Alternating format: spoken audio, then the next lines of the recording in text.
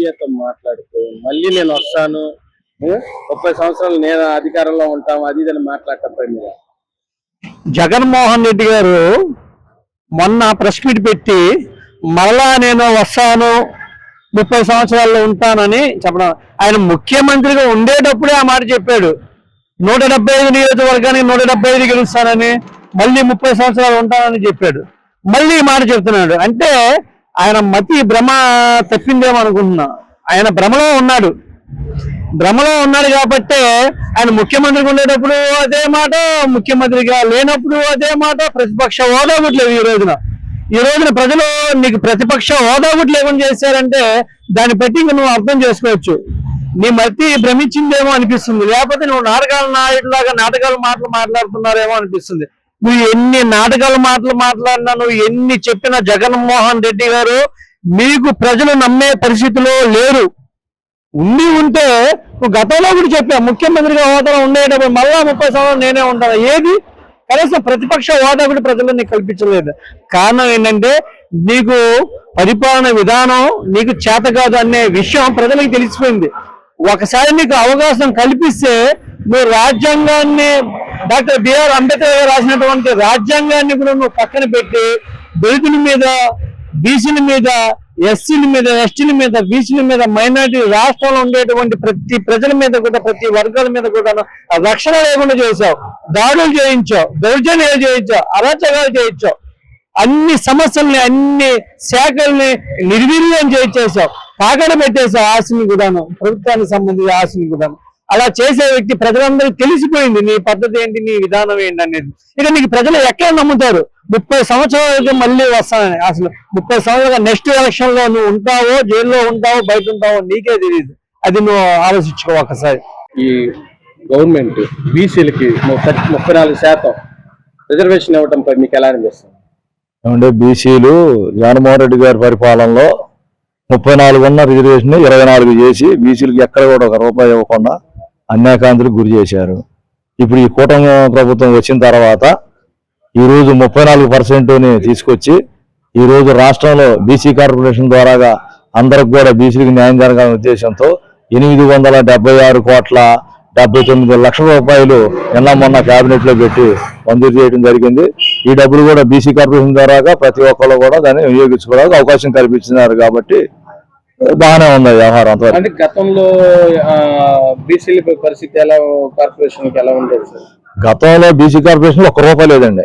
₹100 మొత్తం కూడా ఆయన తీసేసుకొని ఆ డబ్బులు మొత్తం అటు రూపాయలు ఇటు రూపాయలు అటు తెగమకలు చేసేసి బీసీ అన్నది ఒక్కరికి కూడా ఒక లోన్ అనేది కార్పొరేషన్ ద్వారాగా సబ్సిడీ లోన్లు అనేది అసలు ఇవ్వలేదండి. ఇప్పుడు చంద్రబాబు నిధులు విడుదల చేయడంపై మీకు ఎలా అనిపిస్తుంది గవర్నమెంట్? ఇప్పుడు ఉన్న పరిస్థితుల్లో ఇప్పుడు చంద్రబాబు నాయుడు గారు ఆ డబ్బులు వదిలేరు కాబట్టి ఇప్పుడు బీసీలు అందరూ కూడా చాలా మంది తృప్తిగా ఉన్నారండి. ముందు ఎందుకంటే చేతి వృత్తిదారులు కానివ్వండి, ఇటు వడ్రంగి పని చేసేవాళ్ళు, ప్రతి ఒక్కరు వృత్తిదారులు ఎవరైనా సరే వాళ్ళందరికీ కూడా ప్రయోజనం కలగాలని చెప్పేసి నిన్న మొన్నట్లో మరి రోజు మరి బీసీల మీద చెప్పేది ఇప్పుడు డబ్బులు వదిలేరు. ఆ డబ్బులు అందరూ కూడా వినియోగించుకోవడానికి రెడీగా ఉన్నారు ప్రజలు.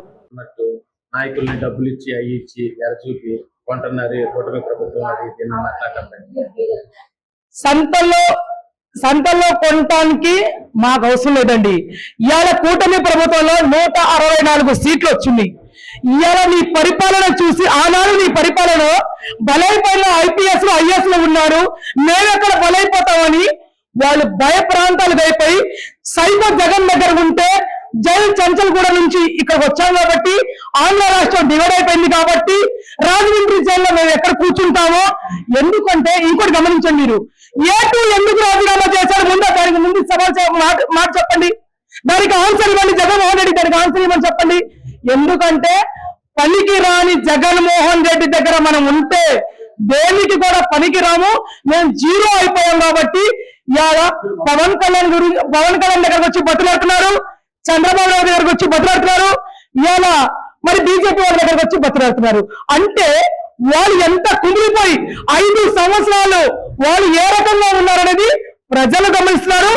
వాళ్ళు 5 సంవత్సరాలు ఎంపీలుగా, ఎమ్మెల్యేలుగా, మినిస్టర్లుగా అనుమతించిన వాళ్ళు ఇలా కూటమి ప్రభుత్వం వస్తున్నారంటే నారా చంద్రబాబు నాయుడు గారి పనితనం చూసి, నారా చంద్రబాబు నాయుడు ఉన్నంత కాలం ఇలా అభివృద్ధి చెందాలంటే ఆంధ్ర రాష్ట్రం బాగుపడాలంటే ఏకైక నాయకుడు నారా చంద్రబాబు నాయుడు, యువ నాయకుడు నారా లోకేష్ గారు కూడా ఈ ఇద్దరు సమక్షంలోనే ఇది మంచి జరిగింది, ఆ ప్రభుత్వంలో మనం కూడా ఉండాలని వాళ్ళు దూకుతున్నారు. దాని గురించి మా కూటమి ప్రభుత్వం అంతా కూడా మాట్లాడుకొని ఏ రకంగా తీసుకోకూడదని మేము డబ్బు పెట్టుకోలేదు.